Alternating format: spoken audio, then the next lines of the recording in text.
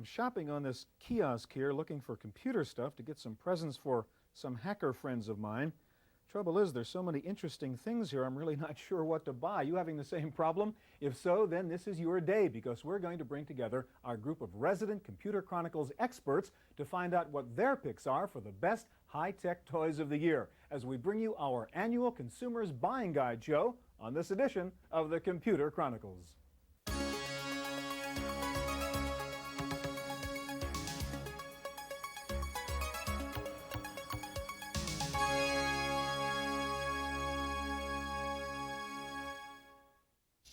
Computer Chronicles is brought to you in part by Intel, microprocessor technology for the software of today and tomorrow. Intel, the computer inside. Additional funding is provided by the Software Publishers Association, providers of educational materials to help manage software. Don't copy that floppy. And by Hewlett-Packard, Personal Computer Division.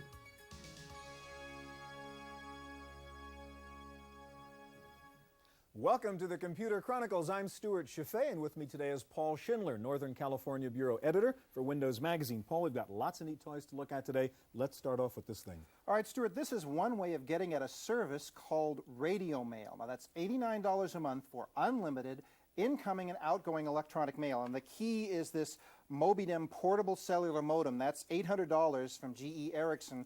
This is the smallest unit you can hook it to get email. This is an HP95LX, but this same modem will hook to the serial port of any portable computer. You can get your electronic mail anywhere, anytime, on a boat, on a plane, in a car. It's the neatest way to get electronic mail. No phones, wireless email. Pretty cool. All right, if we're talking about mobile computing, I always use my notebook over here, right? You never have enough room on your hard drive, no matter how big your hard drive is. This is the solution, a portable, in fact, pocketable, little portable hard drive, runs on 4 rechargeable batteries. This is an 80 megabyte one for about $400. You can get up to 200 megabytes in this little thing. Just plugs right into your parallel port. Takes me about 30 seconds to install it. There you go. Take it home. All right. Paul and I will be joined today by Tim Baharin and Gina Smith for a look at the neatest new computer goodies on the market. We'll look mainly at software and peripherals for IBM PC compatibles and the Macintosh, but there are people out there who don't use either a Mac or a PC. So we'll begin by checking out what's available for the other kinds of computers. Millions of people shop for software and add-ons that are not for the PC, not for the Mac, but for the Amiga.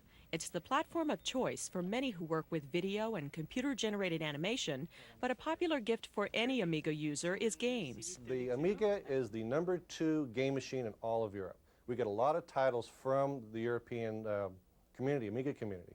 So there's a lot of arcade-type games like Hired Guns, mainstream products like Kid Pix from Broderbund is available, Sim Life, a lot of titles you recognize on other platforms are all available on the Amiga. Some of the best deals can be found in multimedia productivity and authoring tools for the Amiga. Scala multimedia software costs about $300 and lets you create professional-looking presentations using all aspects of media.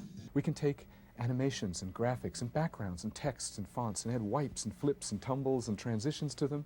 We can add music, backgrounds and voice overlays and control how those work together. Put them all together into a real dynamic presentation. Movie Maker is a nonlinear desktop video and audio editing package that lets you combine full-motion video off your hard drive with computer animation. The resulting movie can then be transferred to videotape. Movie Maker costs $900 and runs on the Amiga 3000 and 4000 models. It also needs a very fast SCSI disk controller and a SCSI hard drive. It can animate through native Amiga display modes, or it can use DCTV from Digital Creations. And that's really about it. It's primarily a software-based system, so there's no expensive hardware add-ons that are required. For the Computer Chronicles, I'm Jonelle Patterson.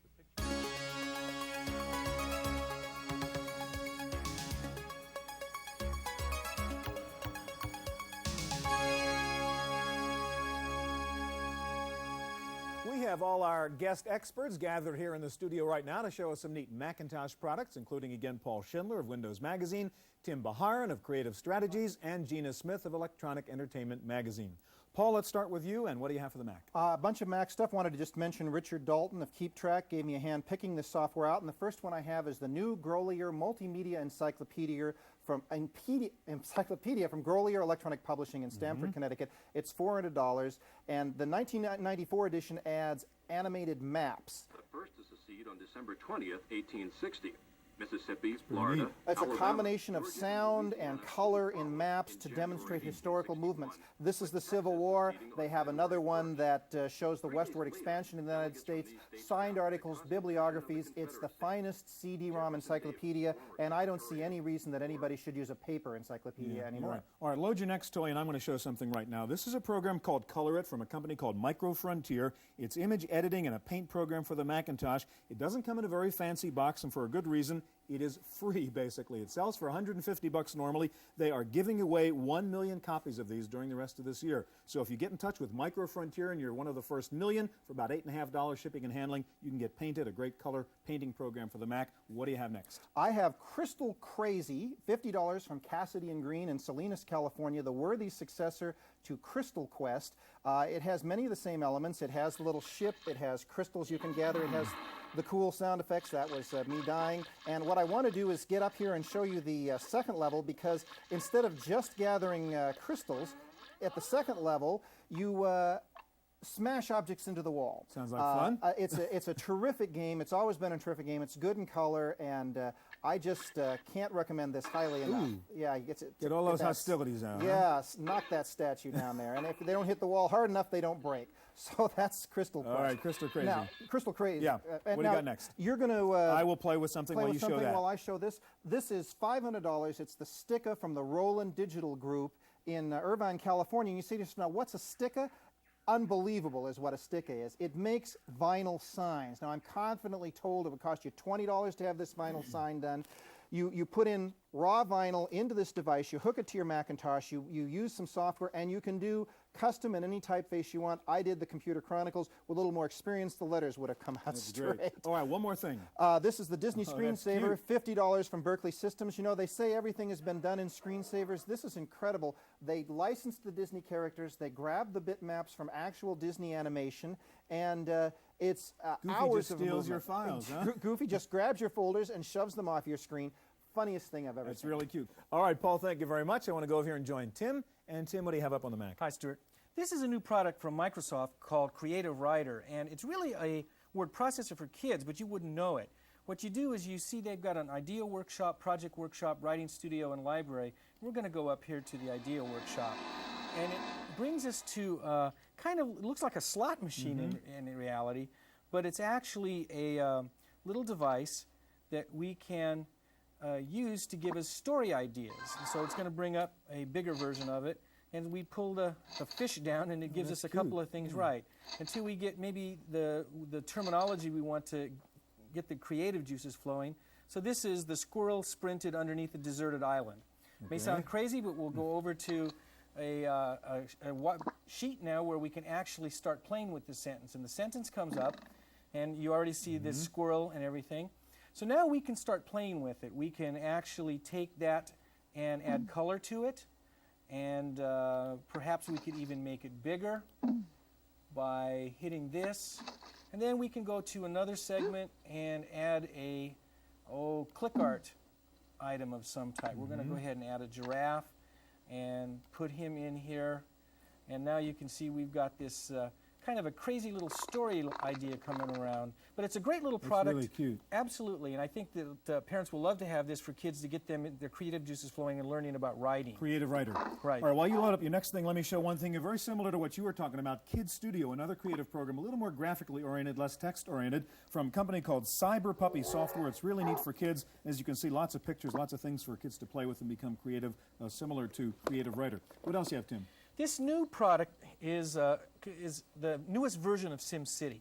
And SimCity has been something that's been really exciting. You can build your own cities and try to figure it out. But they've got a new version called SimCity 2000. The future. Right. And we're loading up right now a new version of one of the demo cities. This happens to be called Bob's City. And we're going to zoom in here real quick and take a good look at the bigger picture. And the idea behind this, of course, is to try to get as much of a city built that is either making money or at least doing well on its own. And so first thing I might want to do is, here's a building that actually is uninhabited, and if it's uninhabited, it's costing me money, so I'm going to blow it up.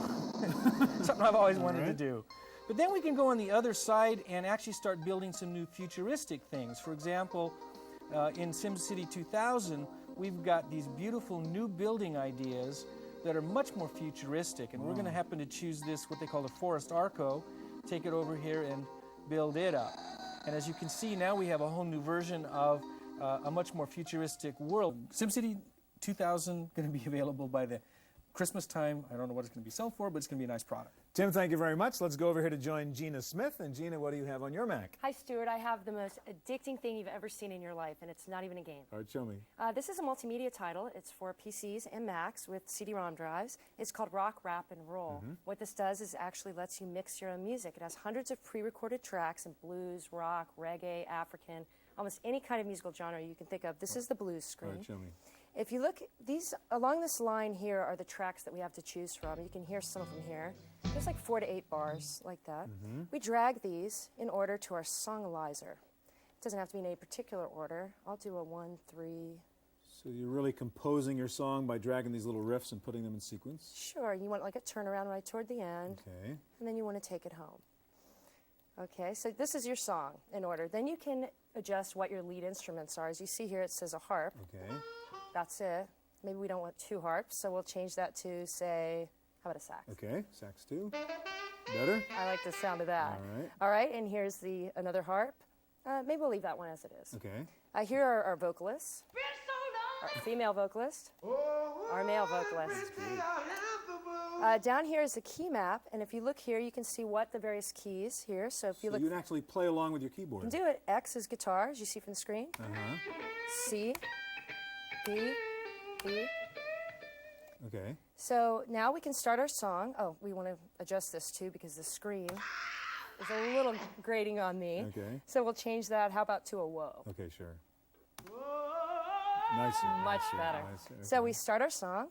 Have a sax here.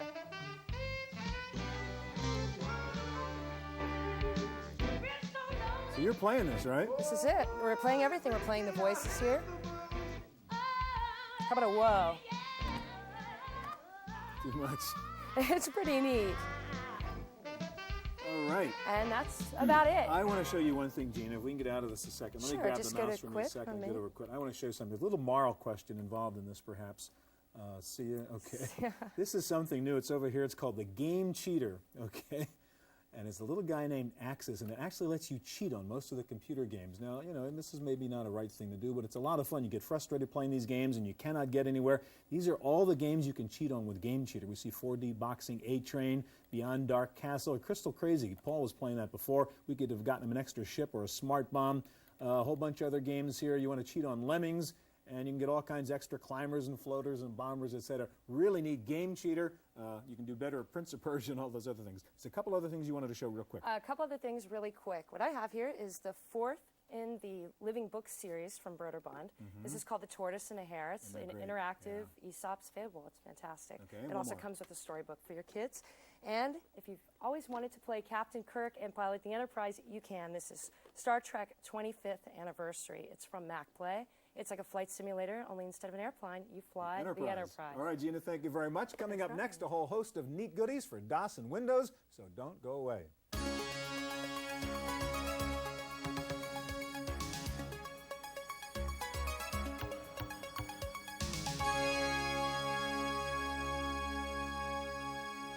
And we have our fearless threesome back here in the studio, this time to look at neat toys for the DOS and Windows world. And we're going to start off with Paul Schindler. And what do you have, Paul? Well, first thing I've got is Twain's World. It's $40 from the Bureau of Electronic Publishing in Parsippany, New Jersey, and it's everything you ever wanted to know about Mark Twain, his life, and his writing. Okay. It's a multimedia product, as all the Bureau of Electronic Publishing products are. And for example, we have tinkly music and the only known video shot of Mark Twain by no less than Thomas Edison in 1909. And What we have is really dim gray video of Mark Twain, but you can actually see what he looked like when he walked around. It's also got full text of all his speeches and his difficult to find short stories. It's got video, it's got narration, and it's got pictures of all the characters in all of his novels. So that's really great. Twain's World on CD-ROM, by the way, for while Windows. you load up your next thing, I want to show something neat over here. This is called Teddy's Big Day. Is this packaging for software? Okay, a little warm, fuzzy teddy bear. Look at this, software for kids 6 months and older. To run this program, you just have to keep on clicking on the mouse key. Very easy, great for kids, their first experience with a computer. Teddy's Big Day, it's a wonderful thing. What do you have? Speaking of kids software, from a great kidswear software company called Davidson's in Torrance, California, this is $40 and it's called KidCAD, which is a 3D CAD program for kids. Now we're going to switch over to the city view, and on this vacant lot here in the middle, it's going to build a house. Once it's done that, we can go to the design studio and we can add 3D objects. It helps to have a lot of computer power behind this. We're showing it on a 66 megahertz machine. This drawing is kind of slow if you're on a slower machine. My 12-year-old Marlo and my 9-year-old Ray really love this. You can add dinosaurs, and very quickly I'll just show you that if you want to erase that building, you grab the squasher and these giant fists come in and destroy the building. Now, I have one more thing I wanted to show you. You show that, and I'm going to take over here a minute. Card Grabber is $400 from Pacific Crest Technologies in Newport Beach, California. Now, what this is it is a special purpose scanner that scans, you put a business card in here, it scans it, saves the optical image, and uses optical character recognition to pull the data out of the fields, turns them into ASCII, and allows you to put it into a database. It connects to the parallel port on your portable computer, so it's light, it's relatively inexpensive, and if you're like me and you're compulsive about putting all of your business cards into your database, it's going to save you about 10 million keystrokes a year. I am really excited about this product, Card Grabber from Pacific Crest Technologies. And real quick, I'm excited about this game. This is called Morph Man. It finally takes morphing and puts it into a game environment. Watch this stuff for a second. This is sort of an automatic demo here. What you do is you get into trouble if you're a person, so you turn yourself into a snake. And if you get into trouble as a snake, you turn yourself into a tank or whatever it happens to be. It's really cool. Let's just see one of the quick morphs that takes place right here. Let's see. Actually, these little windows don't do much now, but when you grab things, these little windows light up with the things you grab. And show me a morph. Come on, we're running out of time here, guys. There he is, and he becomes Morph Man. And now he's going to morph into a jet plane because he wants to go fly. Pretty cool, huh? Absolutely. Okay, I'm going to leave you and go over here to Tim Baharan, and maybe you can turn the sound down there, Paul. Tim, what are you going to show us? This is another interesting new product from a company called Visioneer in Palo Alto. It's a personal scanner called the PaperMax. And you might have a piece of paper on your desk right next to you that you want to bring in, and all of a sudden have it now in a digital form on your desktop. Very fast, very nice tiny device. little scanner, yeah, $500 just about to come out. And what makes it interesting is that now I have this new scan device, and I can take a really good look at it. I can actually annotate it if I want, and very put clean, colors on it or whatever, send it back. But more importantly, I can now take this and stack it with other things, other pieces of paper, as well as with maybe a spreadsheet or something I want to send.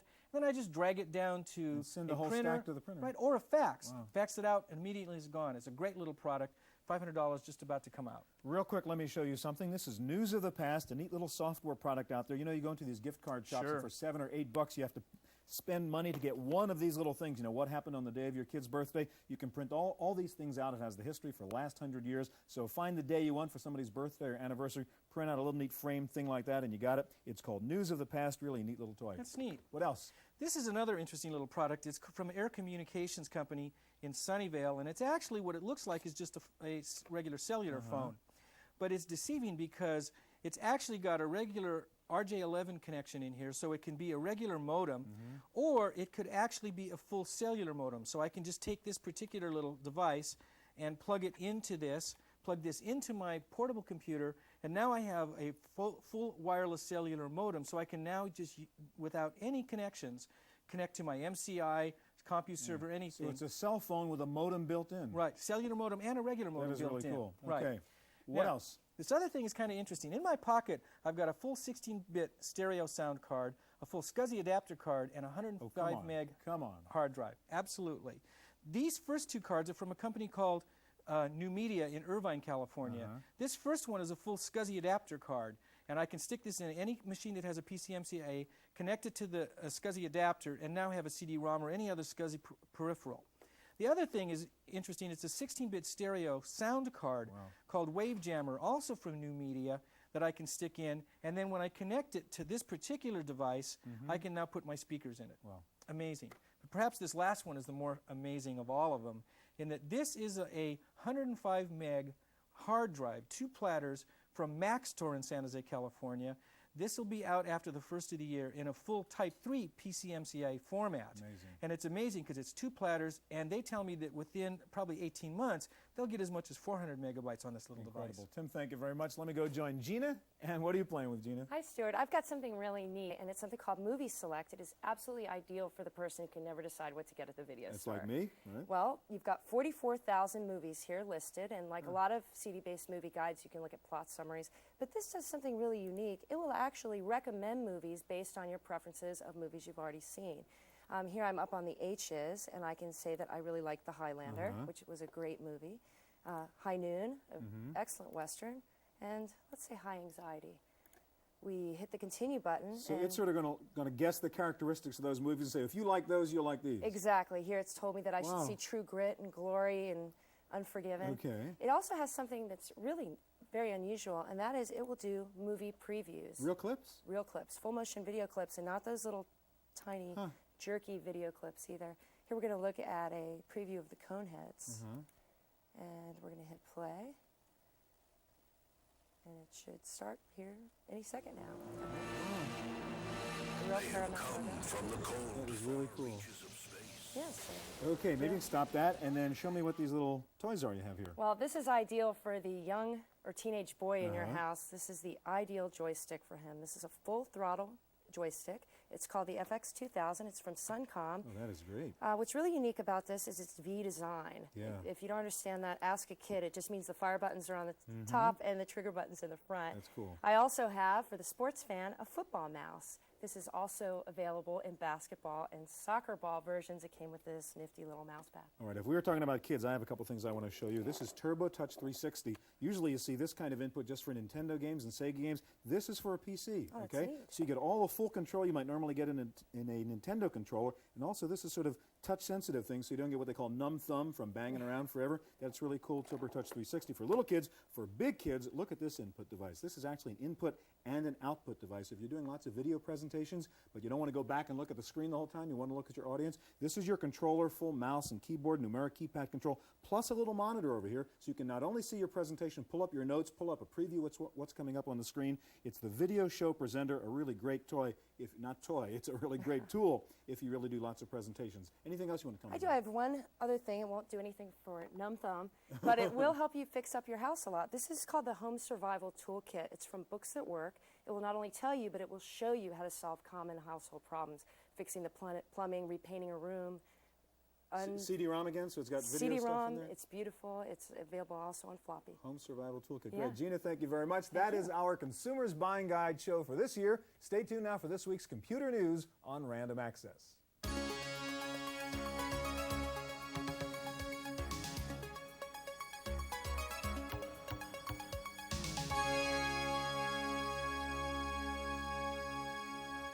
In the Random Access file this week, multimedia emerged as a main theme of this year's Comdex. Exhibitors at the Multimedia Showcase say sales of multimedia PCs is expected to triple in the next 2 years due to hardware price reductions and more and better CD-ROM software titles.